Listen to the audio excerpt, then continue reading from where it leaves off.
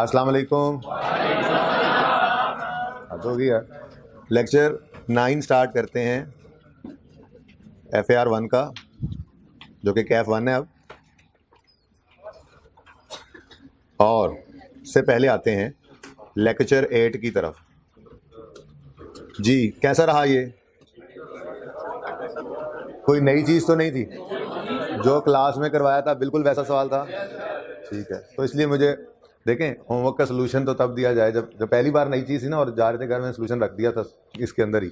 अब एक सवाल है उसमें सिर्फ फिगर्स बदली हैं, तो उसका सोल्यूशन मेरे ख्याल में ज़रूरत नहीं होता, वही जनरल एंट्रीज हैं, उसी की प्रैक्टिस थी दोबारा। तो रिवैल्यूएशन सही जा रही है? चलो बात, फिर रिवैल्यूएशन तो ख़त्म हो गई है। रिवैल्यूएशन पता है क्या है? रिवैल्यूएशन ये है, वर्किंग में एक लाइन छोड़ के रिवैल्यूड अमाउंट लिखना, वहाँ से गेन लॉस निकालना। रिवैल्यूएशन क्या है? जनरल एंट्रीज के अंदर 2 एंट्रीज करना, पहली ट्रांसफ़र की, दूसरी लॉस या सरप्लस की रिकॉर्डिंग की, बस। अब रिवैल्यूएशन वाले दिन ये 2 काम ही करने हैं। वो रिवैल्यूएशन कभी साल के शुरू में होगी, कभी साल के दरमियान में हो जाएगी, कभी साल के एंड पे होगी, देखेंगे वो, ठीक है ना। तो रिवैल्यूएशन ख़त्म है, बस थोड़ी बहुत बातें हैं। अब जैसे आज का सवाल अगर आप देखें, ऐसी ज़रा आपको नज़र डलवा रहा हूँ। आज रिवैल्यूएशन 3 हो गई, ठीक है ना। तो सिचुएशंस बदलते जाएंगे। लॉस पड़ा है, पहले प्रॉफिट आ गया, यानी सरप्लस आ गया, सरप्लस पड़ा है, लॉस आ गया, लॉस पे लॉस आ गया, सरप्लस पे सरप्लस आ गया। तो ये सारी पॉसिबिलिटीज़, कोई मसला नहीं है, इनमें से 2 भी करवा दें तो 2 तरह की, तो आपको समझ बाकी सारी आ जाती है, ठीक है। बहरहाल इस होमवर्क के क्वेश्चन में, क्वेश्चन 2 क्लास वर्क वाला भी होमवर्क में चला गया था, जो कल की गुड न्यूज़ थी, ठीक है। उसके बाद होमवर्क वाला क्वेश्चन तो था ही होमवर्क में। ये तीनों सवाल किए, हाथ खड़ा करें, ये हाथ खड़ा रखें। 2 सवाल किए, नहीं ये हाथ खड़ा रखें, 3 वाले, मैंने कहा नीचे करें हाथ। 2 सवाल किए, ये हाथ सब खड़ा रखें। 1 सवाल तो किया, 1 वाले भी कुछ थे, चलें अब ये नीचे कर लें। 1 भी सवाल नहीं किया, वो कौन खुश नसीब है? और जी, और कौन है? 1 भी सवाल नहीं किया। क्यों बेटा, क्यों नहीं किया? 1 भी? Yes, new admission.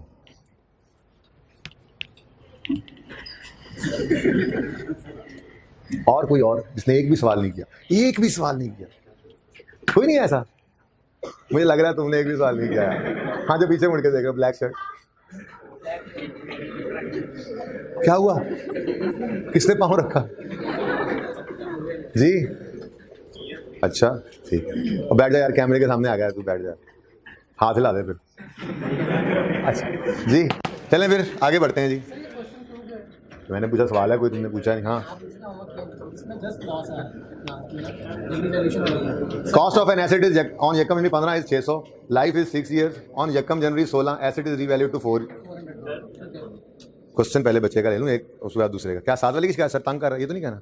अच्छा जी, देखें सवाल ऐसे किए कि पहले सरप्लस आता था, फिर लॉस आता था। तो जब लॉस आता था वो पहले देखता था कोई सरप्लस तो नहीं पड़ा, ठीक है, तो पहले उस सरप्लस को खत्म करता था और बचता था, तो फिर प्रॉफिट एंड लॉस में लेके जाते थे हम उसको। लेकिन अगर ऐसा हो कि रिवैल्यूएशन पहली और पहली दफ़ा ही लॉस आ जाए, तो क्या ये जायज़ नहीं है? क्या ये मुमकिन नहीं है? तो लॉस आएगा, वो लॉस सारा उठा के देखेगा, कोई सरप्लस नज़र, तो सारे का सारा ही प्रॉफिट एंड लॉस में, कोई मसला नहीं जी।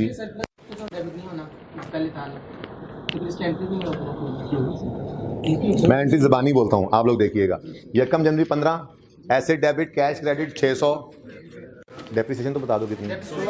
100 रुपये। अच्छा जी, ईयर एंड 31 दिसंबर 15 पे depreciation expense debit, accumulated depreciation credit, और हमारे पास जो बुक वैल्यू आई 31 दिसंबर 15 पर वो 500 आ गई, ठीक है। अब हमने एक लाइन खाली छोड़ी और रीवैल्यूड अमाउंट लिख ली 400, तो 100 रुपये का क्या आ गया हमें?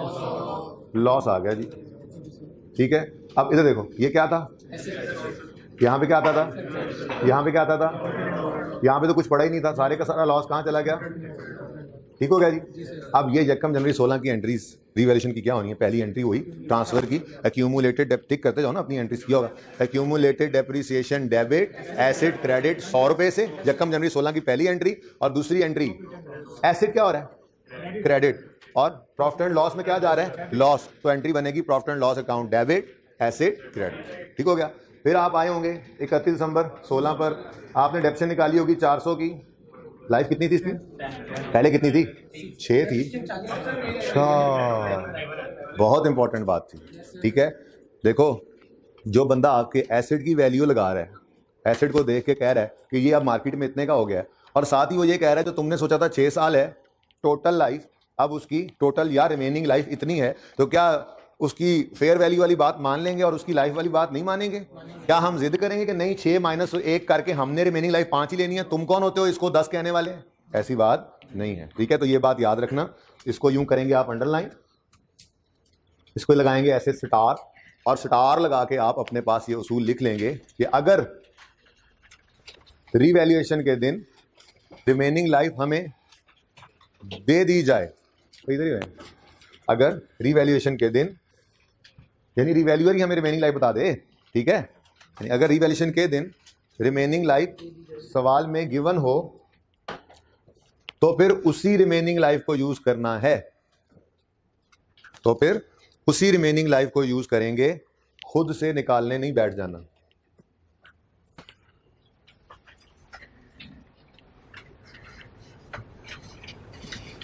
क्या वैसे थोड़ा सा ऊपर रख लेता हूं मैं और सारी अर्किंग हो जाएगी, 1 मिनट की बात है, फिर एंट्री बोल देता हूँ ना, चाहे रिवीजन जरा हो जाएगी। होमवर्क की डिस्कशन 600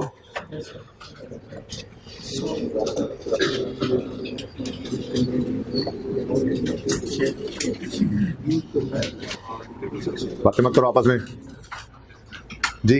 अच्छा, लाइफ कितनी थी ओरिजिनली? 6 साल। 1 साल गुजरने के बाद ये एसेट हुआ रीवैल्यू, तो यकम जनवरी 16 पे अगर हम रिमेनिंग लाइफ निकालें तो रिमेनिंग लाइफ कितनी बनती है? 5 साल।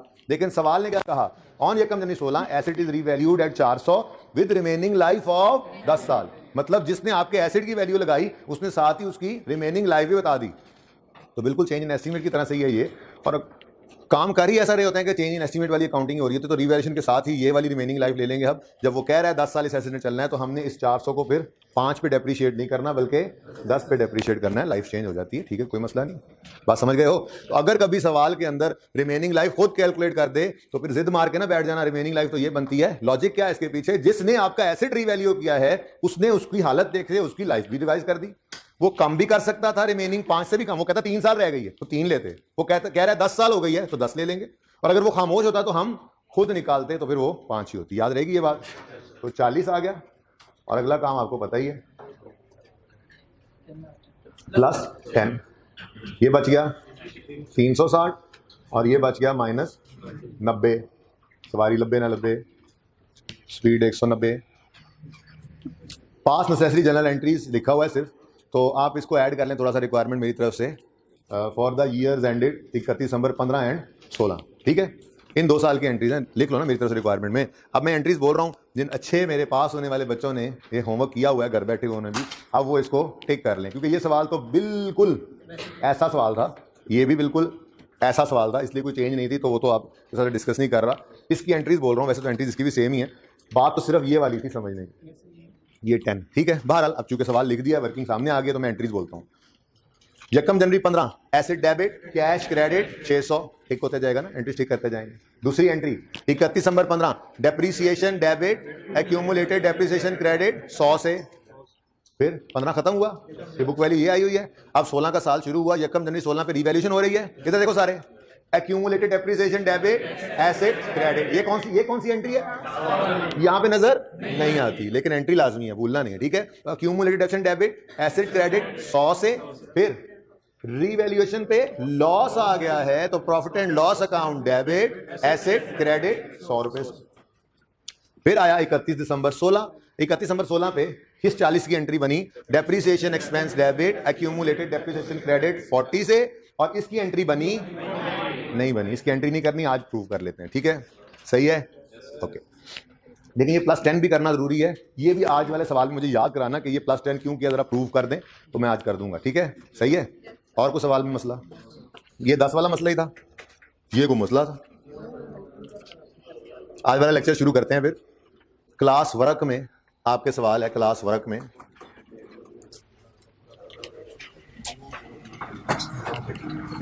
ठीक है, इसलिए नोट तो नहीं करना था। एसेट परचेज हुआ यकम जनवरी 12 पे, कॉस्ट है एसेट की 500, यूजफुल लाइफ है 20 साल, रीवैल्यूएशन हुई यकम जनवरी 14 पे। ये भी एक नई चीज है, क्या गौर करो, क्या नई चीज है? आज तक ये ऐसा सवाल मैं कह रहा हूं आज तक ऐसा सवाल किया ही नहीं। दोबारा सरप्लस, वो तो ठीक है, अच्छा आज तक ऐसा सवाल दोबारा किया ही नहीं, और छोड़ो, आज तक ऐसा भी सवाल दोबारा नहीं किया हो, पहले नहीं किया हो, दोबारा कह रहा हूं, पहले नहीं किया हुआ, नहीं किया हो। हाँ, ये इतनी सी चेंज है, अभी तक जितने सवाल किए तो क्या हुआ, उसी की डिस्कशन। मैं अपनी बात, क्लास वर्क की बात कर रहा हूँ बेटा। ये पिछले सफे पे होमवर्क था, मैंने होमवर्क की बात तो नहीं की, हमने, आपने नहीं, हमने ऐसा सवाल पहले नहीं किया, लेकिन मैंने आपको ज़बानी ये बताया था, तैयारी कर ली थी हमने इसकी, कि अगर एसेट 2 साल बाद डेप्रिशिएट हो तो 2 साल की डेप्रिसिएशन ट्रांसफर कर देना, अगर 10 साल बाद डेप्रिसिएट कह रहा हूँ रीवैल्यू हो, अगर 5 साल बाद रीवैल्यू हो तो 5 साल की डेप्रिसिएशन ट्रांसफर कर देना। 10 जितनी एक्यूमुलेशन अकाउंट के अंदर जो है वो इकट्ठी हुई पड़ी है accumulation till date of revaluation, वो सारी ट्रांसफर हो जाती है। तो चाहे एसेट 2 साल बाद रीवैल्यू हो, 3 साल बाद हो, 4 साल बाद हो, जितने अरसे बाद हो, सारे का सारा एक्यूमुलेशन का बैलेंस कहाँ ट्रांसफर कर देना है, एसेट अकाउंट में। ठीक है, आज मैं शायद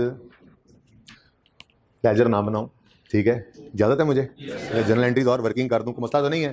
तो इस लेक्चर के साथ आप सबसे पहले होमवर्क लिखें, prepare ledgers of class work question 1, ये आपने घर पे करना है, एडवांस बता दूं, एडवांस ईद मुबारक। वर्किंग करेंगे, जरा वर्किंग थोड़ी सी आज चुनी चुनी करके करनी पड़ेगी, क्योंकि आपको नजर आ रहा है ऐसे 2 साल चलना है, फिर रीवैल्यू होना है, रीवैल्यू होने के बाद 2 साल चलना है, फिर रीवैल्यू होना है, फिर 2 साल चलना है, फिर रीवैल्यू होना है, फिर 2 साल चलना है। तो बहुत लेंथी क्वेश्चन है, तो वर्किंग थोड़ा सा माइक्रोस्कोपिक हो जाएगी, इसलिए जरा ज़हनी तौर पे तैयार रहें, ठीक है, मजबूरी है, क्या कर सकते हैं। सो वर्किंग कभी डब्ल्यू हो गया है, वर्किंग करेंगे सबसे पहले, वर्किंग 1 हमारी, ठीक है। क्या होता है जी फॉर्मेट इसका, डे, ये कमाल मारकर तुमने यार ढूंढा है, फिर डेस्क्रिप्टिव,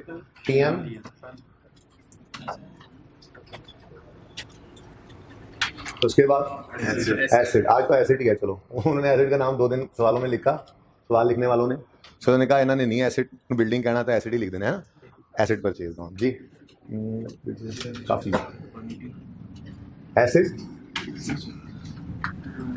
रिवैल्यूएशन सरप्लस, वर्किंग है आरएस लिख सकता हूँ, कोई मसला नहीं, और प्रॉफिट एंड लॉस, और यहाँ पे हमने बॉर्डर बना दिया, ठीक हो गया जी। तो मैं तो कहता हूँ कि मुझे तो यूँ लग रहा है कि आप पहली रिवैल्यूएशन तक तो खुद ही पहुँच जाएंगे, क्या ख्याल है, पहुँच जाएंगे? तो चलो फिर मिलकर ही करते हैं सवाल। अच्छा कोई बात नहीं, एक ही सवाल करेंगे।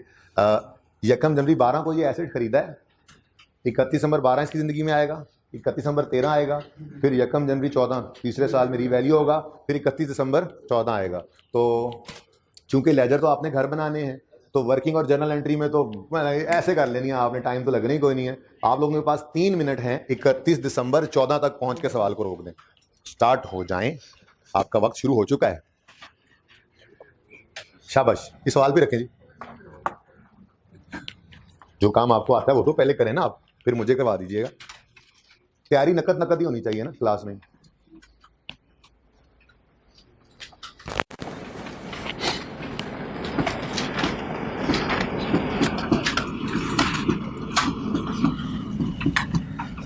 तुमने कर लिया सवाल, कैसे कर लिया? आ रहा हूँ मैं देखने तुम्हारा रजिस्टर भेज दो अपना आगे, हैं? हाँ उतना ही करना था, दिखाओ।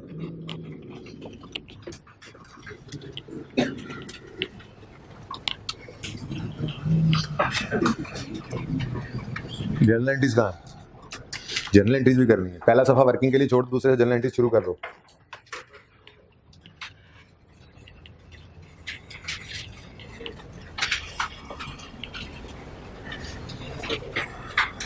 दो मिनट 1.5 मिनट रहेगा, जल्दी करें।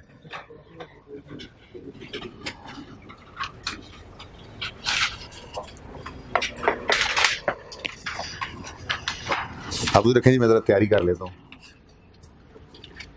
किस दिन खरीदा? यकम जनवरी 12 पे खरीदा।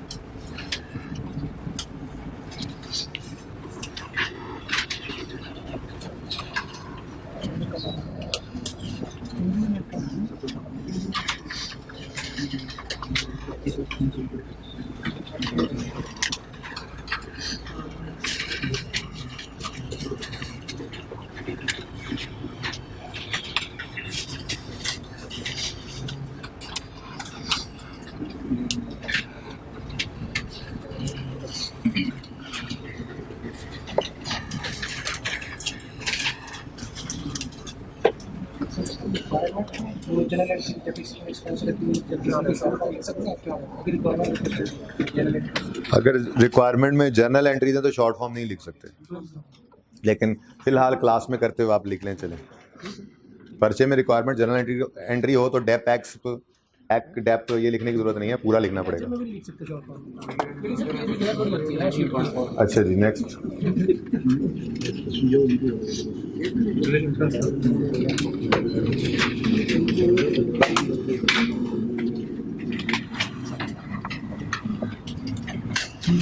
मैं इस वक्त बड़ी मुश्किल वक्त से गुजर रहा हूँ।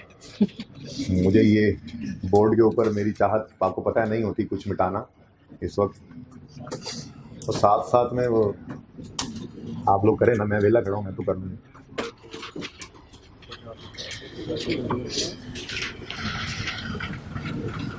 नीचे पूरा होता सवाल एक सफ़े पे, मतलब मेरे एक सफ़े पे।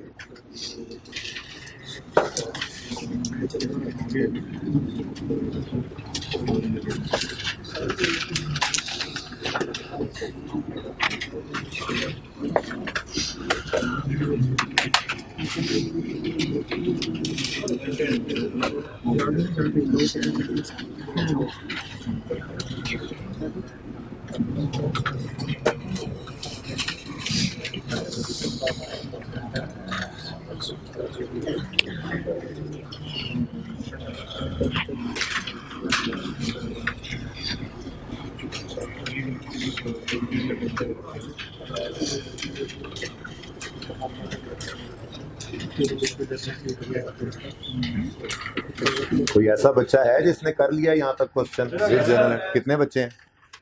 बाकी क्या कर रहे हैं? पूरा सवाल ही कर लिया।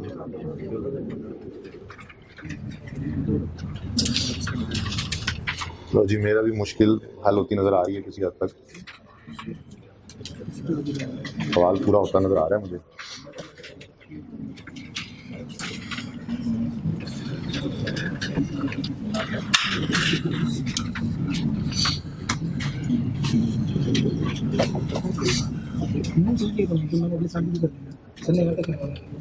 ओके जी, आई एम रेडी किसी हद तक।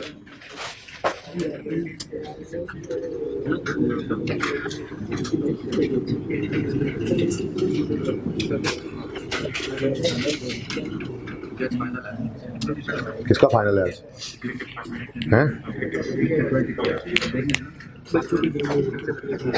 किस किस का है?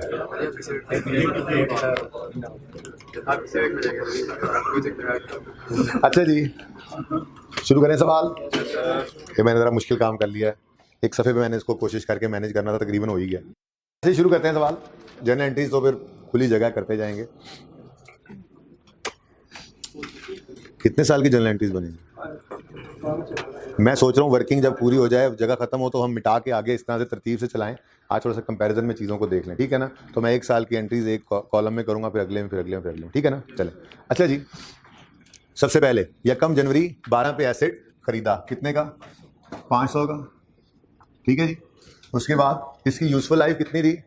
20 साल। तो 500 को डिवाइड कर दिया 20 से, तो आंसर आ गया 25 रुपये, और बुक वैल्यू आ गई 475। भाईजान यहाँ से लगा दें फ्रेम, बस यहाँ तक लग जाएगा, फिलहाल उसको नहीं छेड़ना। जर्नल एंट्रीज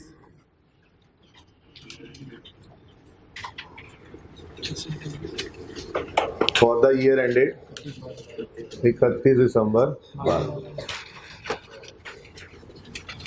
पहली एंट्री 1 जनवरी 12 पर एसेट डेबिट, ये जरा स्मार्ट करके कर लेता हूँ ना एंट्रीज। कितने से? 500 से दूसरी एंट्री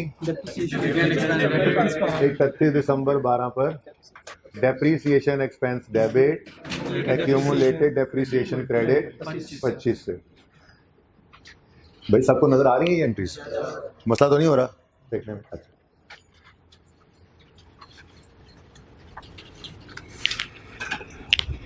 मैसेज किया था आपने? किसी ने नहीं देखा?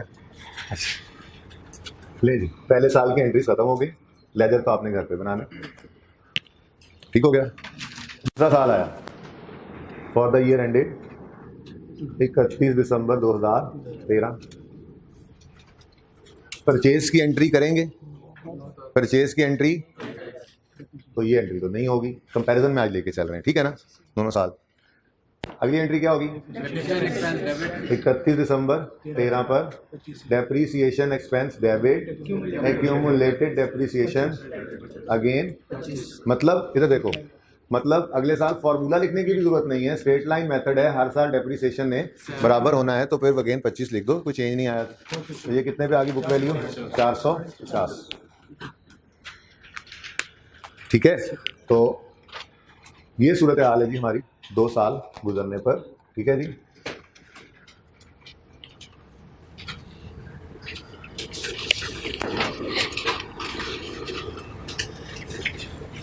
उसके बाद रीवैल्यूएशन की कहानी जो शुरू हो रही है ऑनवर्ड, इसलिए मैं ना इनको ज़रा अलग रख लेता हूँ, ठीक है।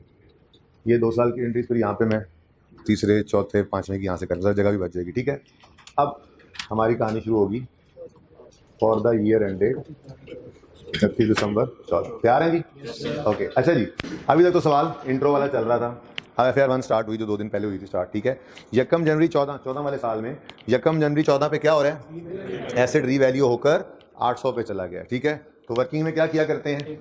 एक लाइन खाली छोड़कर रीवैल्यूड अमाउंट लिखते हैं। कितनी है भाई? 800, ठीक है। 450 से एसेट को बढ़ाकर 800 करना है, तो कितना बढ़ाना है? 350 से एसेट बढ़ गया, तो क्या आ गया हमें? रीवैल्यूएशन गेन या सरप्लस आ गया, और ये एज इट इज इस कॉलम में आ जाएगा, ऊपर कुछ भी नहीं पड़ा, तो यही हमारा टोटल सरप्लस आ गया। तो रीवैल्यूएशन के दिन क्या किया हमने भाई? वर्किंग में एक लाइन छोड़ के रीवैल्यूड अमाउंट लिखी, गेन लॉस निकाल लिया। एंट्रीज में क्या करते हैं रीवैल्यूएशन के दिन?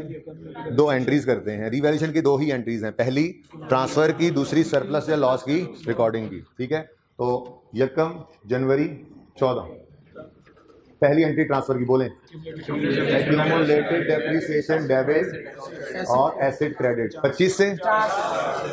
अकाउंट्स आज बनाया ही नहीं, ठीक है। तो अपनी एंट्रीज को देखना शुरू करते हैं। तो एक्यूमुलेटेड डेप्रीसिएशन 25 से क्रेडिट हुआ, और फिर 25 से क्रेडिट हुआ, लेकिन अभी तक डेबिट नहीं हुआ, ठीक है। तो फिर कितने से डेबिट करें? कितनी एक्यूमुलेट हो चुकी है डेप्रीसिएशन इस अकाउंट में? 50 की, तो ट्रांसफर कर देंगे हम 50 रुपये से accumulated depreciation debit asset credit. Transfer की एंट्री होगी भाई।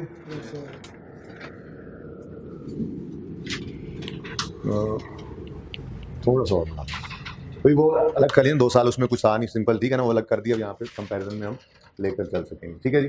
अच्छा, ओके, दूसरी एंट्री सरप्लस से लॉस की रिकॉर्डिंग करनी है। क्या आया हुआ है हमें सवाल में? सरप्लस आ गया है, तो फिर यकम जनवरी 14 पर एसेट डेबिट और रीवैल्यूएशन सरप्लस क्रेडिट 350,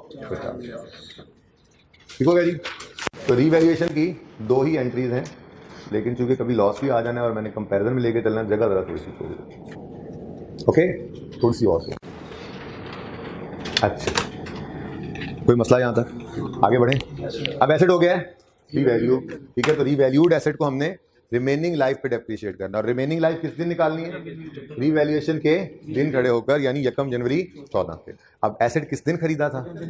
यकम जनवरी 12 पे। यकम जनवरी 14 तक कितने साल चल गया? 2, तो फिर 2 चल गया, टोटल 20 था, तो रिमेनिंग 18 रह गया। तो अब रीवैल्यूड अमाउंट 800 को हम डिवाइड करेंगे 18 से, क्या आंसर आया? 44, ठीक है जी। और अगला काम, हाँ, उधर से अब वो नहीं सोचना कि इतनी डिडक्शन होती, इतनी होती, लाइफ ही चेंज हो जाए ना तो मुसीबत पड़ जाती है। बाहर आपको तो शॉर्टकट बता दिया, 350 डिवाइडेड बाय 18 कर देंगे, 19 राउंड कर दिया। अच्छा किया, राउंडिंग गलत होता है ना। 18.8 लिखा हो तो आप 19 कर देंगे तो आपके नंबर काट लेगा, है ना। ऐसी सोच तो नहीं है ना किसी की, इंट्रो में होती है बच्चों में जी। 756 और 330। तो एंट्रीज 44 की भी और 19 की भी एंट्रीज करनी है। 44 की एंट्री बोलें 31 दिसंबर 14 पर depreciation expense debit accumulated depreciation कितने से 44 से। और दूसरी एंट्री बोलो बोलो बोलो जल्दी से, रीवैल्यूएशन सरप्लस डेबिट और रिटेन्ड अर्निंग 90। और हमारा ये साल क्लोज हो गया।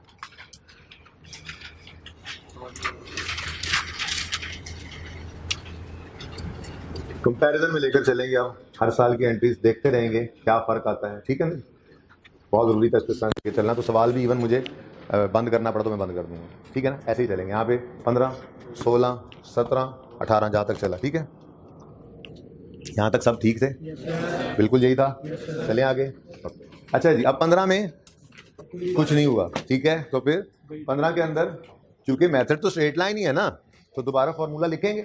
लिखना चाहें तो लिख लें, सेम फॉर्मूला।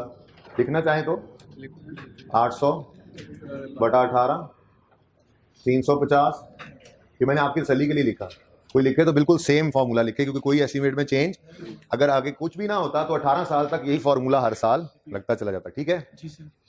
तो मैं तो कह रहा हूँ वक्त बचाने की आदत डालें, दोबारा डेप्रिसिएशन वही करनी है, दोबारा फार्मूला लिखने नहीं बैठ जाना, एज इट इज फिगर्स उठाकर इधर रख देंगे, ठीक है जी।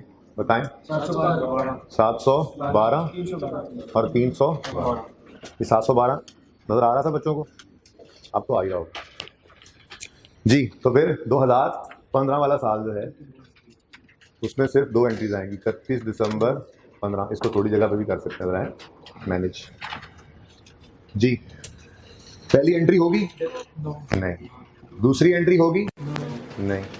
क्यों क्यों क्यों ये एंट्रीज क्यों नहीं हुई? क्योंकि रीवैल्यूएशन ही नहीं हुई। जब रीवैल्यूएशन नहीं हुई तो फिर ना ही ट्रांसफर की एंट्री करेंगे ना सरप्लस या लॉस की रिकॉर्डिंग करेंगे, ठीक है। तीसरी एंट्री भी नहीं होगी जी, डेप्रीसिएशन तो हर साल होनी है। तो depreciation expense debit accumulated depreciation credit 44 से। और दूसरी entry revaluation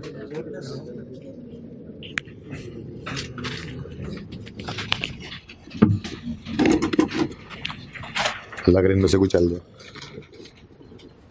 revaluation surplus debit और रिटेन्ड अर्निंग क्रेडिट कितने से 9। क्लोज हो गया ये साल में।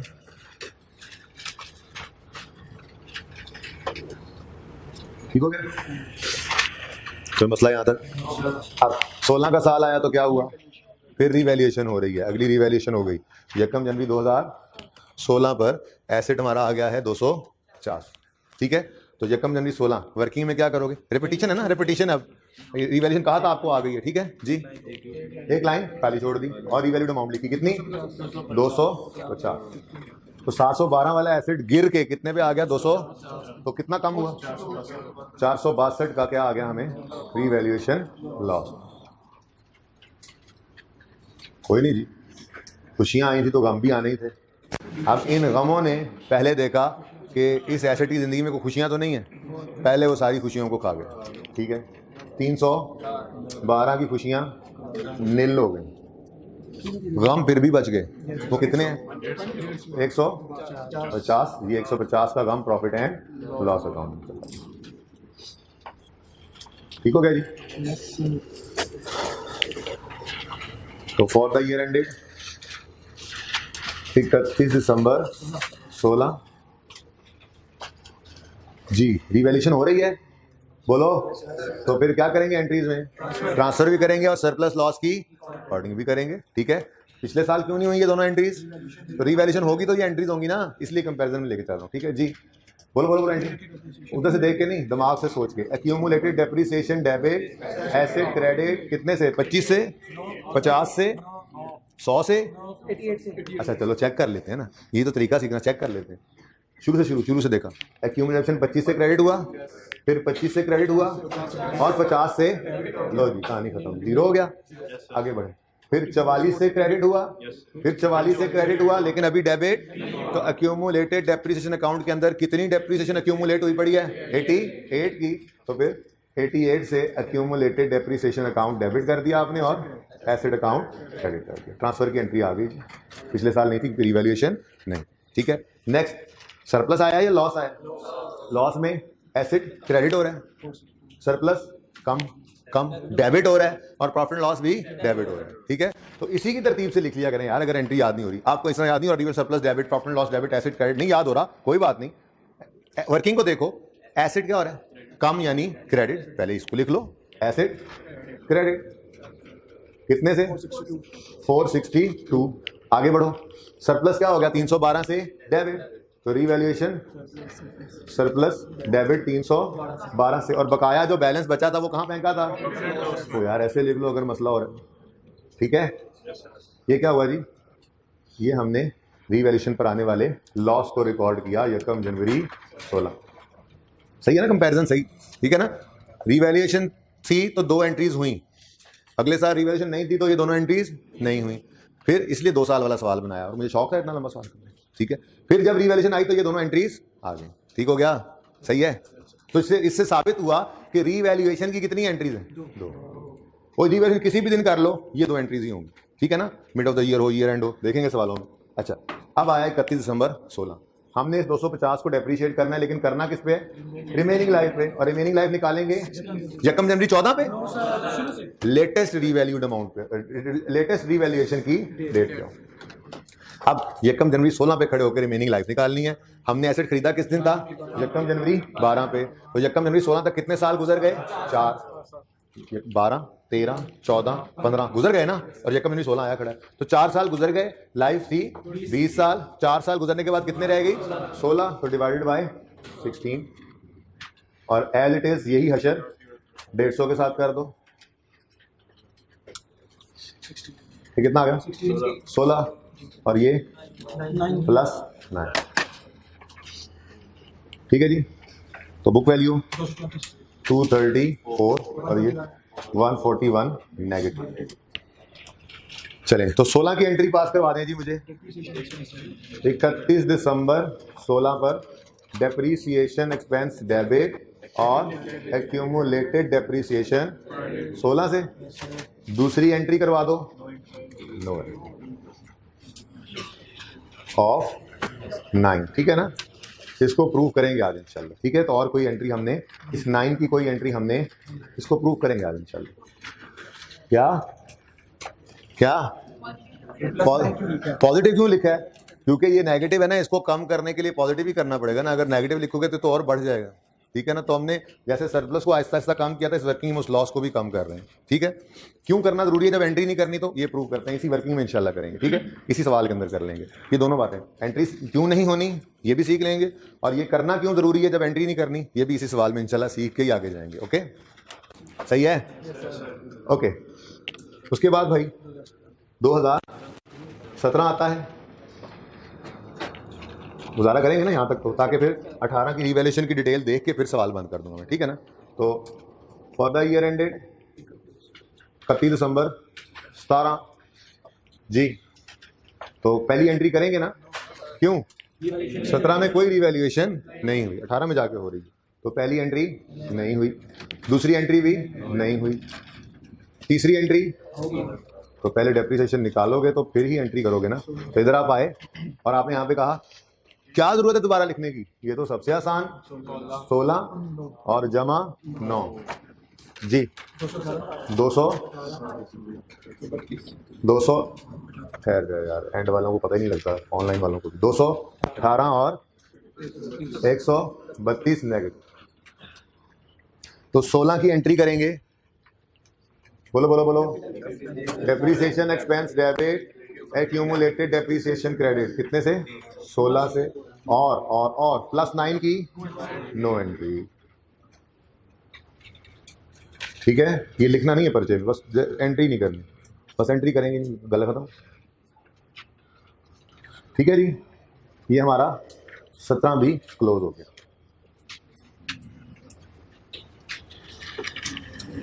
कोई मसला यहाँ तक? कोई मसला है? आगे बढ़ो। यकम जनवरी 18 पे ये एसेट उठकर फिर कहाँ पे चला गया, अब ये याद रख लेना, ठीक है। यकम जनवरी 18 पे एसेट कहाँ पे लेके जाना है? हाँ, ये 600 याद रहेगा। हाँ जी। अच्छा जी, अब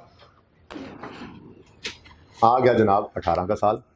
ये इस सवाल में सिर्फ ये था कि 2 साल बाद रिवैल्यूएशन हो रही थी, वरना ट्रीटमेंट तो ये वाला हमने पहले देख लिया था कि पहली रिवैल्यूएशन पे सरप्लस आया, दूसरी पे लॉस आया। लॉस की एंट्री एक में लॉस के वक्त डेफिशन की एंट्री की, दूसरी एंट्री हमने नहीं की थी। सरप्लस जब पड़ा था तो डेफिशन की एंट्री भी की और ट्रांसफर की। ये सारा कॉन्सेप्ट हमें पता था ना, बस उसको 2 साल पे कर दिया एक की बजाय, ठीक है।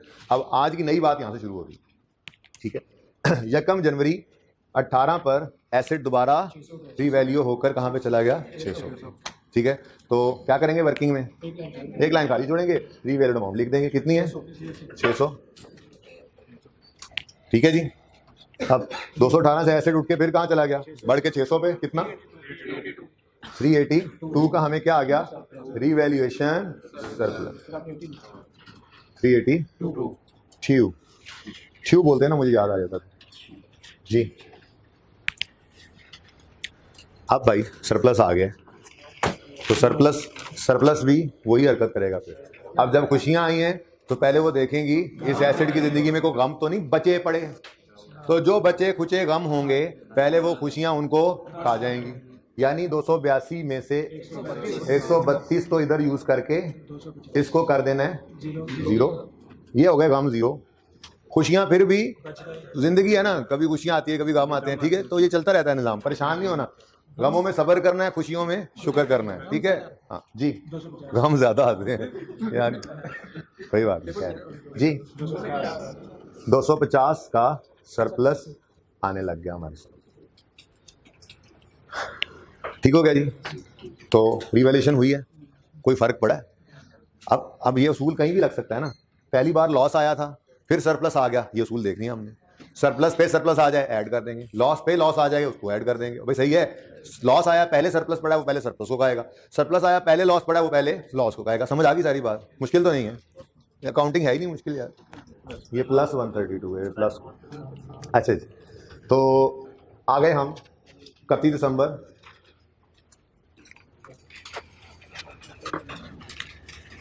18 वाले साल, फॉर द ईयर एंडेड 31 दिसंबर 18। पहली एंट्री नहीं होगी ना? अच्छा, रिवैल्यूएशन के दिन पहली एंट्री वही है क्या? ट्रांसफर की accumulated depreciation, debit asset credit कितने से? नहीं, हम तो शुरू से देखेंगे। 25 क्रेडिट हुआ था, जरा रिवीजन हो जाती है ना। 50 से डेबिट होके खत्म। 44 क्रेडिट हुआ था, 88 डेबिट होके खत्म, नील हो गया। फिर 16 और 16 क्या हुआ? क्रेडिट हुआ, ये बन गया 32। ये गोल दायरे को ना गिनते रहना, ठीक है जी। तो ये 32 एक्यूमुलेटेड डेप्शन में इस वक्त पड़ा हुआ है, इसको ट्रांसफर करके हमने एसेट अकाउंट में फेंक दिया ताकि एसेट आ जाए बुक वैल्यू पे और हम बुक वैल्यू और मार्केट वैल्यू को कंपेयर कर सकें, ठीक हो गया। उसके बाद सरप्लस आया है। अब ये एंट्री भी मुश्किल लगे तो कोई मसला नहीं, वर्किंग जिंदाबाद, ठीक है। एसेट की नेचर डेबिट है, सरप्लस की नेचर प्रॉफिट एंड लॉस में तो इम्पैक्ट डेबिट या क्रेडिट दोनों का चला जाता है, ठीक है ना। अब एसेट 382 से बढ़ा है, प्लस आ रहा है ना, एसेट बढ़ने पर डेबिट करोगे तो यकम जनवरी 18 एसेट डेबिट कितने से? 382 से। आगे बढ़े 250 से रीवैल्यूएशन सरप्लस बढ़ रहा है, मतलब सरप्लस की नेचर क्रेडिट है ना, बढ़ने पे क्या कर देंगे? क्रेडिट। तो रीवैल्यूएशन सरप्लस कर देंगे आप 250 से, लेकिन आज ये बैलेंसिंग है, ठीक है ना। क्यों? क्योंकि जो सरप्लस आया उसने, देखो जो सरप्लस आया उसने पहले 132 का लॉस खाया और जो बचा वो गया रिवैल्यूएशन सरप्लस में, यानी बैलेंस, ठीक है ना। तो मैंने इसलिए इसके साथ बैलेंस नहीं लिखने को मसला, ओके। और प्रॉफिट एंड लॉस अकाउंट में 132 क्रेडिट होगी। क्लियर है ये बात?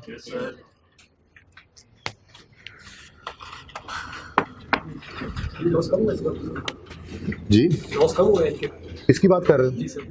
ये क्वेश्चन ऑब्वियस है, होना चाहिए था, ये क्वेश्चन आपकी तरफ से आना चाहिए था, सबकी तरफ से, ठीक है। वो ये कि हम प्रॉफिट एंड लॉस को क्रेडिट कर रहे हैं, यानी हम एक अनरियलाइज्ड गेन को रिकॉर्ड कर रहे हैं।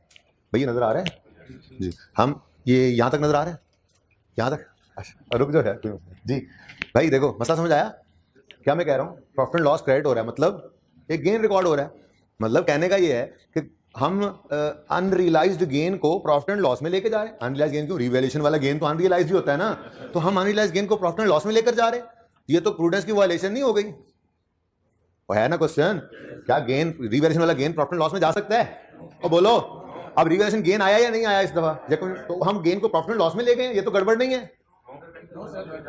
हम गेन को लेकर नहीं गए, हम एक सुनो प्रीवियसली बुक्ड लॉस को रिवर्स कर रहे हैं, ठीक है ना? हमने क्या किया है?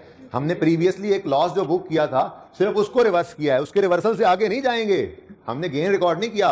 पिछले साल में एक लॉस रिकॉर्ड किया था, उसका रिवर्सल कर रहे हैं, फ्यूचर का गेन रिकॉर्ड नहीं कर रहे, ठीक है? तो इस प्रॉफिट एंड लॉस की क्रेडिट होने से परेशान नहीं होना। ये गेन प्रॉफिट एंड लॉस में नहीं गया, ये पिछले साल में जो प्रॉफिट एंड लॉस में हमने लॉस चार्ज किया था उसमें से जो अभी तक खत्म नहीं हुआ था, खत्म जैसे वो प्लस प्लस करके, तो जितना बचा पड़ा था उस सारे को हमने रिवर्स किया है। ये प्रीवियसली बुक्ड लॉस का रिवर्सल है, ये गेन नहीं है, ठीक है? ये क्या है?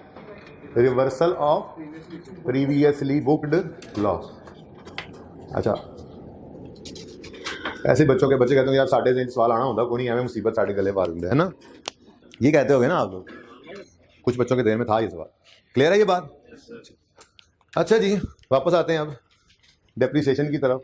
तो अब 600 को डेप्रिशिएट करना है भाई, ये यहाँ तक नजर आ जाएगा ना कैमरा में, ठीक है? बाकी कुछ सारे नजर आया तो बताना, मैं नीचे कर दूं जी। डेप्रिसिएशन 600 को डेप्रिशिएट करना है और रिमेनिंग लाइफ पे करना है। आज रिमेनिंग लाइफ यकम जनवरी 18 पे कैलकुलेट करेंगे। अब यकम जनवरी 12 से यकम जनवरी 18 तक कितने साल गुजर गए? 6। टोटल लाइफ थी 20, 6 गुजर गए तो बाकी तो 600 डिवाइडेड बाय 14 और 250 डिवाइडेड बाय 14, ठीक है जी?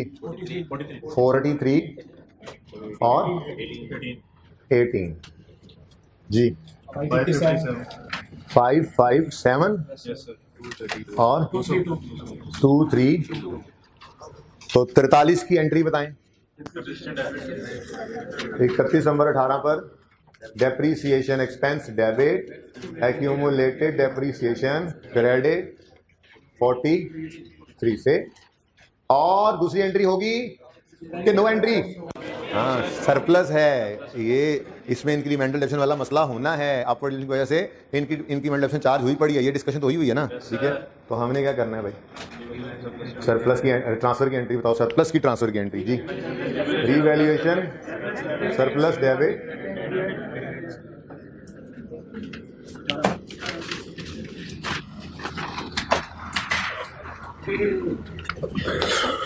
अच्छा जी बातें कुछ कुछ क्लियर हो रही हैं। यहाँ पे तो कुछ था ही ना, इंट्रो थी, ठीक है? यहाँ से कहानी शुरू हुई FR 1 की। एसेट रीवैल्यू हुआ, रीवैल्यूएशन की 2 एंट्रीज आई, ठीक है?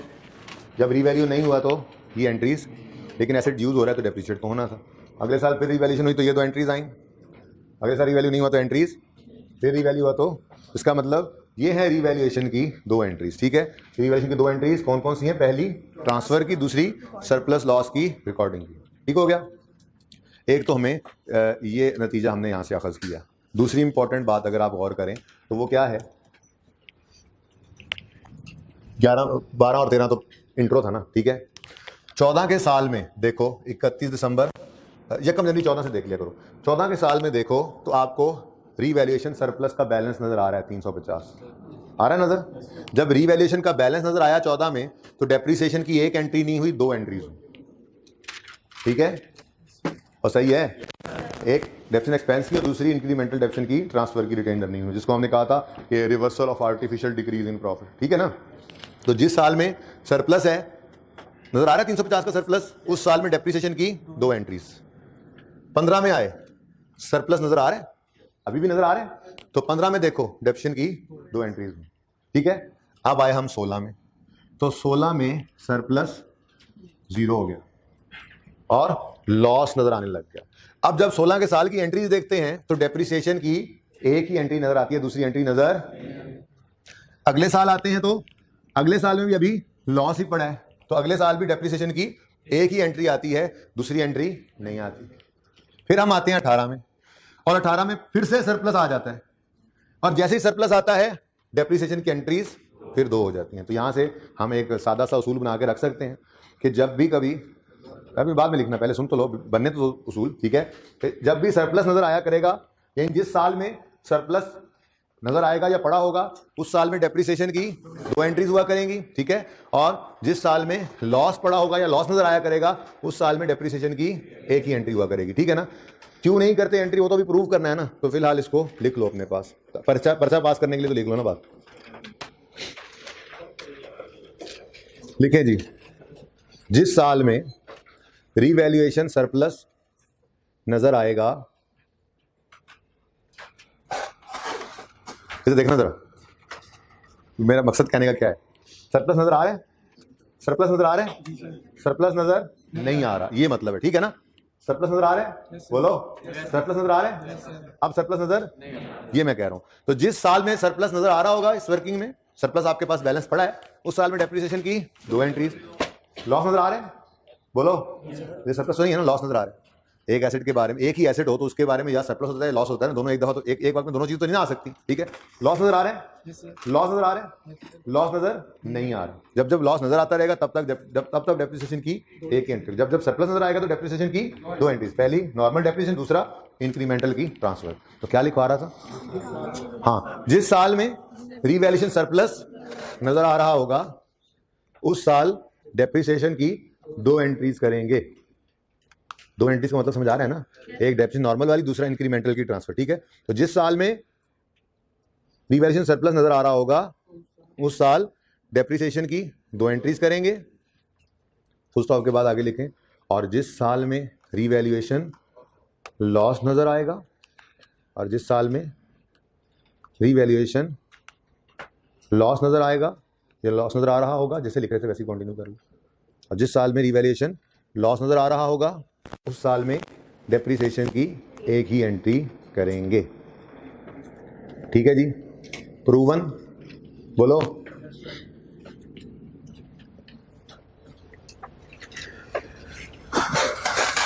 अच्छा जी, अब जरा बात करते हैं कि यहां पे एंट्री क्यों नहीं होनी, ठीक है।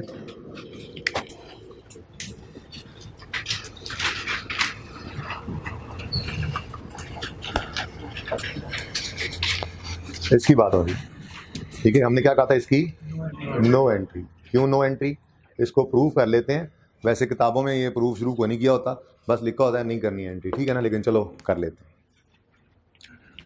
अगर हम एसेट को रीवैल्यू कभी ना करते तो डेप्रिसिएशन कितनी कितनी आ रही थी, 25, ठीक है। डाउनवर्ड रीवैल्यू हुआ तो एसेट की डेप्रिसिएशन कहाँ पे चली गई, 16 पे, तो डेप्रिसिएशन में 9 रुपए की कमी आई, ठीक है ना, बात समझ रहे हो। अच्छा पूरी कहानी सुनो, लिखवाता बाद में, ठीक है, पूरी कहानी सुन लो पहले। डाउनवर्ड, वैसे ही वही तीन लाइनें हैं ना, वो अब इसके ऊपर अप्लाई कर दूंगा मैंने कहा कल जरा वो पक्की हो जाए एंट्री, जो जरूरी चीज़ है परिचय में जिसके नंबर है, ये तो एंट्री नहीं करनी ना, ये तो सब आप लोगों की लॉजिक के कुछ दीवाने होते हैं ना, ठीक है। तो आप लोगों के दिमाग की ये तसल्ली के लिए, जो दिमाग में तकलीफ होने लग जाएगी उसके लिए मैं बता रहा हूँ कि एंट्री क्यों नहीं होती। समझ आ जाए तो फबिहा, ना समझ आए तो और अच्छी बात, और अच्छी बात, ठीक है ना। ना समझ आए तो कहना बस ठीक है, इसकी एंट्री नहीं होती, ठीक है। डाउनवर्ड रीवैल्यूएशन हुई है ना, डाउनवर्ड इस साल में क्या हुआ है, एसेट 250 पे आ गया, कम हो गया, ठीक है ना। तो डाउनवर्ड रीवैल्यूएशन की वजह से डेप्रिसिएशन एक्सपेंस में कमी आई, डेप्रिसिएशन एक्सपेंस के कम होने की वजह से प्रॉफिट्स बढ़ जाएंगे और रिटेन्ड अर्निंग्स भी बढ़ जाएंगी। अब हमने इसको क्या करना है, रिवर्स। तो अब रिटेन्ड अर्निंग्स क्या हो चुकी हैं, बढ़ चुकी हैं, तो रिवर्स करने के लिए क्या करेंगे, इनको कम करेंगे और बढ़ाएंगे उस अकाउंट को जिससे लॉस आने पर हमने जो भी किया था, ठीक है ना। अब ये उसूल लिखने हैं और फिर एंट्री बनाते हैं, ठीक है, तैयार है। तो चले, जैसे आपने देखें पहले दिन आपने क्या किया था, आपने ये एंट्री लिखी जब पहली दफ़ा, इसके साथ स्टार लगा के आपने वो उसूल लिखा था ना 3 जुमलों में, ठीक है। आज आपने स्टार किसके साथ लगाना है, इस 31 दिसंबर 16 पे जो आपने लिखा है ना नो एंट्री, उसके साथ स्टार लगाएं। और अब इसके लिए मैं 3 जुमले लिखवा रहा हूँ, तो लिख लें जल्दी से। ये फ्रेम यहीं पे रहेगा, यहाँ तक आता रहे, ठीक है ना, ये यहीं पे रहेगा बस, ठीक है। यहाँ से चल रहा है ना, यहाँ से कोने से लगा दें, यहाँ तक तो आ ही जाएगा जी। ये जगह सामने आ रही, ओके चलें। अच्छा जी, लिखना शुरू करें। पॉइंट नंबर 1, डाउनवर्ड रीवैल्यूएशन की वजह से, डाउनवर्ड रीवैल्यूएशन की वजह से डेप्रिसिएशन एक्सपेंस, आपने नहीं कैमरा अब छेड़ना, आप क्यों छेड़ रहे हैं, यहाँ तक आ रही है तस्वीर। डाउनवर्ड रीवैल्यूएशन की वजह से डेप्रिसिएशन एक्सपेंस 9 रुपए से कम हो गया।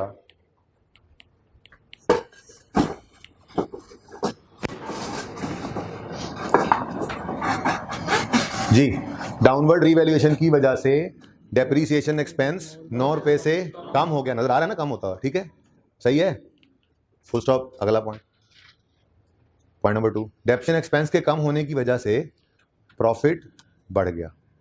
डेप्रिसिएशन एक्सपेंस के कम होने की वजह से प्रॉफिट बढ़ गया। डेप्रिसिएशन एक्सपेंस के कम होने की वजह से प्रॉफिट 9 रुपए से बढ़ गया, जिसकी वजह से, इसी को कंटिन्यू करो, जिसकी वजह से रिटेन्ड अर्निंग्स भी 9 रुपए से बढ़ गई। ये बात समझ आती है? प्रॉफिट का बढ़ना रिटेन्ड अर्निंग्स को बढ़ाता है, प्रॉफिट का कम करना होना रिटेन्ड अर्निंग्स को कम करता है, ठीक है। तो पॉइंट 2 में लिखवा रहा था, डेप्रिसिएशन एक्सपेंस के कम होने की वजह से प्रॉफिट 9 रुपए से बढ़ गया, जिसकी वजह से रिटेन्ड अर्निंग्स भी बढ़ गई। ठीक हो गया। अब पॉइंट 3 लिखो, जर्नल एंट्री करने लगे। हमें इस पर एतराज़ है ना, एतराज़ क्यों है भाई? दोनों तरफ फिर अब एक ही बात हो ना। अगर इंक्रीमेंटल डेप्रिसिएशन को आपने रिवर्स किया था तो अब कम होने वाली का भी इंपैक्ट निकालो ना, असूली तौर पर तो होना चाहिए ये, ठीक है, सही है। तो दोबारा मैं बोल रहा हूँ, वो लिखना नहीं है, जरा सुनो ताकि कंटिन्यूटी में बात है। डेप्रिसिएशन डाउनवर्ड की वजह से डेप्रिसिएशन एक्सपेंस बढ़ गया, जिस वजह से प्रॉफिट कम हुआ और रिटेन्ड अर्निंग्स भी कम हो गई। अब हमने इसको क्या करना है? रिवर्स। तो पॉइंट 3 में एंट्री लिखना शुरू करते हैं अब। तो अब हम ऐसे ही लिखा था ना उस दिन भी, कि तो नहीं लिखा था, अब हम लिखा था, चलो फिर तो अब आज तो भी आ गया, ठीक है, एडिशन, नई चीज पढ़ रहे हैं ना जी। तो अब हम अच्छा जरा पिछले स्टेप में देख के बताओ, रिटेन्ड अर्निंग्स को क्या हुआ पड़ा है? बढ़ी पड़ी है। रिवर्स करने के लिए क्या करना है? कम, ठीक है। और इनकी नेचर क्या है? कम करने के लिए क्या करना है? बात समझ रहे हो? ठीक है, तो लिखो। तो अब हम रिटेन्ड अर्निंग्स को कम करेंगे, अब हम रिटेन्ड अर्निंग्स को कम करेंगे, ब्रैकेट में लिखो डेबिट DR, ठीक है ना। क्यों?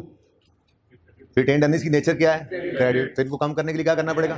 ठीक है ना। तो अब हम रिटेन्ड अर्निंग्स को कम करेंगे, यानी डेबिट कर देंगे, ठीक है, और सही है। और बढ़ाएंगे उस अकाउंट को, लिखो, और बढ़ाएंगे उस अकाउंट, या यूं लिखो, और दूसरा इंपैक्ट जैसे कल लिखा था, सॉरी, बढ़ाएंगे काट दो, ठीक है, कम करेंगे।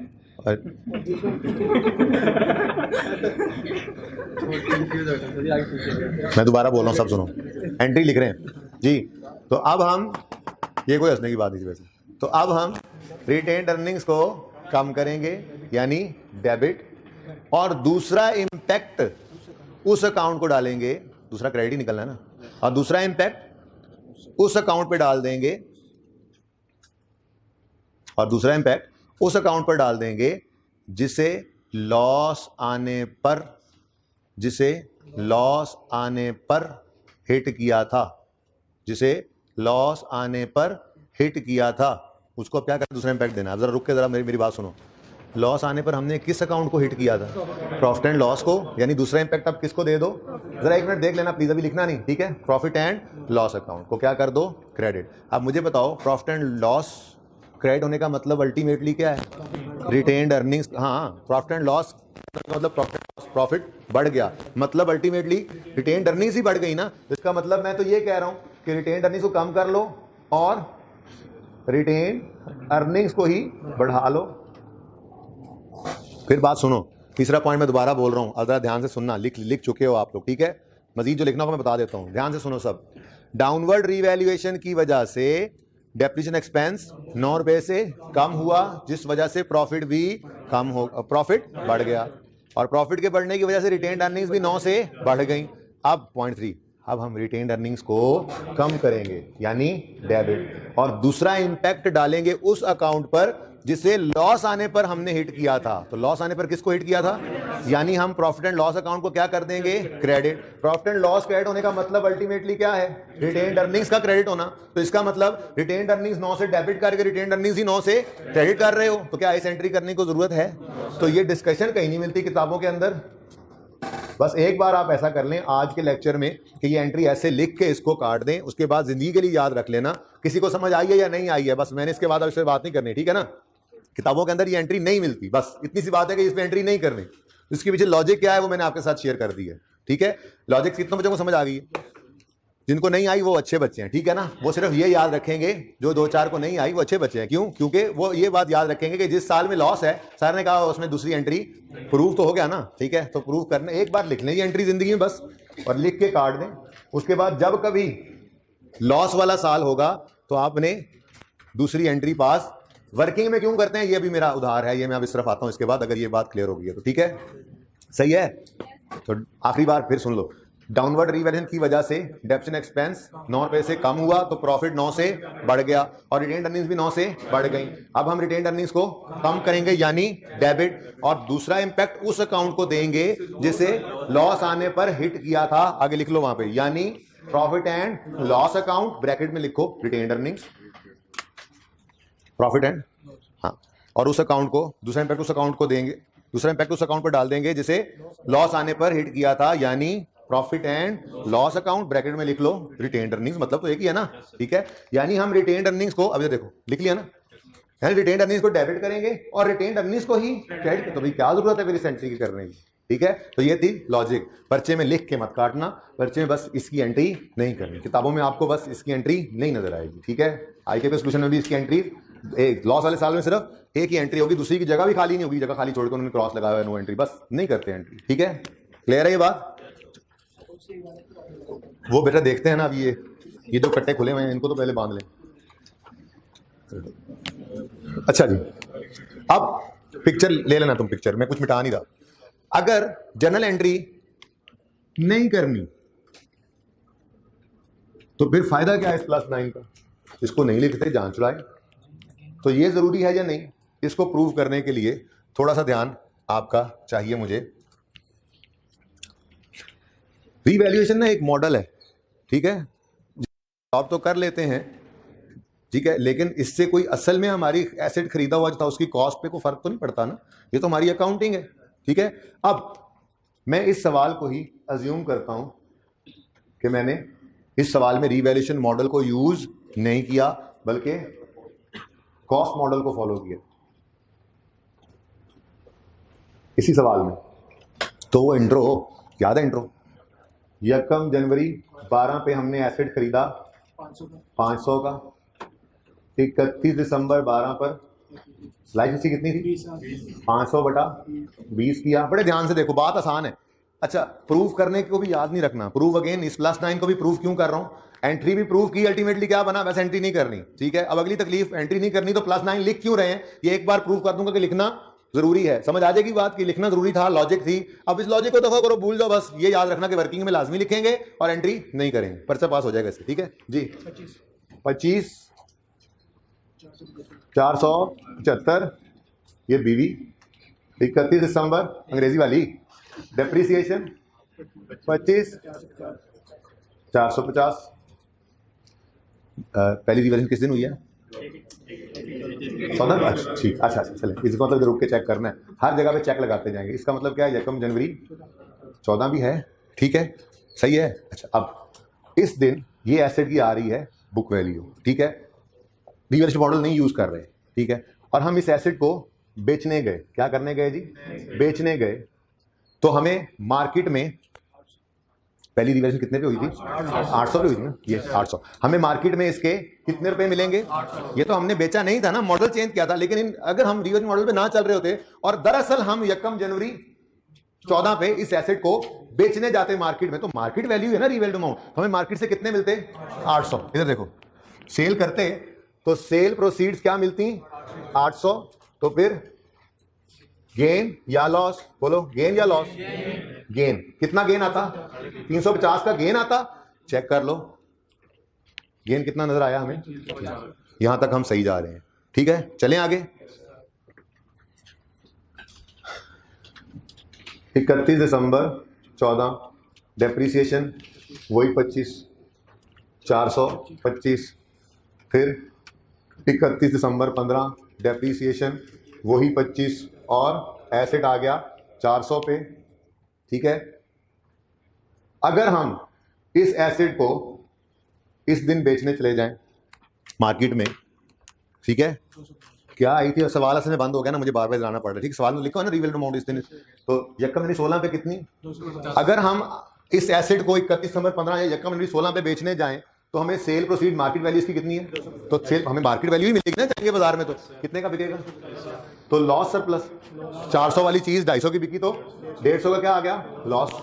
चेक करते हैं अपनी वर्किंग से, 150 का ही लॉस आया। हम बिल्कुल सही जा रहे हैं। ये असल में आप लग रही है क्या कर रहे हैं, जिस वक्त गलत होंगे ना तब पता लगेगा कि अच्छा ये जरूरी था, क्योंकि अभी तक तो +9 वाली कहानी शुरू ही नहीं हुई, वो तो शुरू हो रही है अब। ठीक है, अच्छा चलो 31 दिसंबर 16 पर एसेट डेप्रीशिएट हुआ 25 375 बुक वैल्यू आ गई। फिर 31 दिसंबर 17 पे एसेट डेप्रीशिएट हुआ और बुक वैल्यू आ गई 350 और यही यकम जनवरी 18 की भी बुक वैल्यू है। ठीक है, इस दिन अगर हम इस एसेट को बेचने जाएं तो मार्केट में हमें मिलना है 600 रुपया। ठीक है जी, कितना? तो गेन कितना आ गया? 200। ये 250 का गेन। अब असल मसला सिर्फ इसी पे आके आना है, अगर +9 ना करें तो मैं प्रूव करने लगा हूं। ठीक है ना, 250 रुपए का गेन बनेगा। देखो वर्किंग में 250 का ही गेन आ रहा है। यहां तक सब मेरे साथ हैं, बिल्कुल क्लियर समझ आ रहा है? अब मिसाल के तौर पे आप ये +9 और ये +9 ना करते तो यहां पे कितना बैलेंस पड़ा होता? 150 पूरा। जब आता 200 किधर गया? 200 किधर गया? गेन 382 का गेन आता। कैलकुलेटर उठाओ, कैलकुलेटर उठाओ। 382 का अगर ये रिवैल्यूएशन गेन आता, सरप्लस आता, और इधर लॉस कितना पड़ा होता? ये +9 ना करे तो कितना पड़ा होता? 150 पड़ा होता। तो ये 382 में से 150 माइनस होता तो बाकी कितना बचता? ये 232 तो गेन बनता ही नहीं है दरअसल देखा जाए तो। अभी 250 निकाल के आए हैं, बोलो। तो अगर हम इस वर्किंग में ये +9 ना करें ना तो यहां पे आकर हमें हमारी जो कैलकुलेशन गलत हो जाती है। ठीक है, तो इतनी लंबी बात सिर्फ इसलिए की कि आपको ये बता सकूं कि वर्किंग में +9 लिखना जरूरी है। कितने बच्चों को ये लॉजिक समझ आई है? चलो शुक्र है, कुछ को नहीं भी आई, वो ज्यादा अच्छे बच्चे हैं। वो सिर्फ क्या याद रखेंगे? वो सिर्फ क्या याद? हाँ देखो बात सुनो, पर्चे के लिए ये दोनों बातें अहम नहीं थी। कौन कौन सी? मैंने टाइम लाया कि आप लोगों का। पहली, ये एंट्री क्यों नहीं करनी। दूसरा, अगर एंट्री नहीं करनी तो ये +9 वर्किंग में भी ना लिखें, नहीं ये लिखना जरूरी है। तो ये दोनों बातें जो प्रूव की हैं ये बिल्कुल एग्जाम पॉइंट ऑफ व्यू से इंपॉर्टेंट नहीं है, ये आपके दिल की तसल्ली के लिए, दिमागी सुकून के लिए, लॉजिक के लिए था। पर्चे में सिर्फ इतनी बात याद रखनी है, जिस बात सुनो, जिस साल में लॉस होगा तो आपने डेप्रिसिएशन की सिर्फ एक एंट्री करनी है। वो जो लॉस को थोड़ा आप रिवर्स कर रहे होते हैं उसकी एंट्री पास नहीं करनी। एक बात। दूसरी बात, एंट्री तो पास बेशक ना करो लेकिन इस वर्किंग के अंदर इसको लिखना जरूरी है। ठीक है, सही है ना? किताबें बंद कर रहे हैं, किसी ने कहा है? हैंडआउट आप लोगों का अवेलेबल है। ठीक है, अब जरा इधर देखें, किसी ने पिक्चर लेनी है तो ले लें, मैं ये मिटाना है यहाँ पे ऊपर में लगे। चलो कोई नहीं, वो भी है, शीट भी है। अच्छा, अब वैसे तो होमवर्क के अंदर एक क्वेश्चन था, यू नो, क्लास वर्क का एक क्वेश्चन एज यूजुअल होमवर्क में जाता होता है, क्योंकि क्लास वर्क में हम लंबी लंबी बातें करते रहते हैं ना। क्या जो बच्चा घर पे फी पर्चा 1.5 घंटा नहीं दे रहा, इंट्रो प्लस FR1 वालों की बात नहीं कर रहा, इंट्रो वालों, ये FR1 वालों की बात करो जो इंट्रो पढ़ के आए, आपने अगर मिसाल के तौर पे FR1 रखा हुआ है और टैक्स रखा है फॉर एग्जांपल, तो ये दो पर्चे जिसके हैं वो घर पे फी पर्चा 1.5 घंटा नहीं दे रहा तो फेल होने की तैयारी कर ले।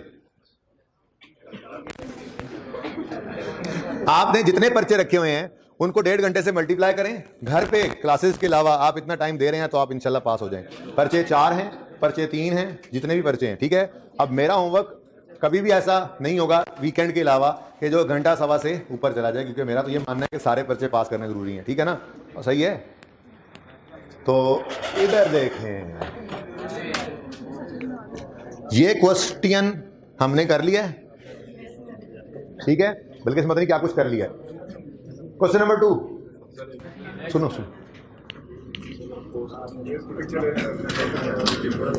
हैंड आउट पहुंच चुका है भाई।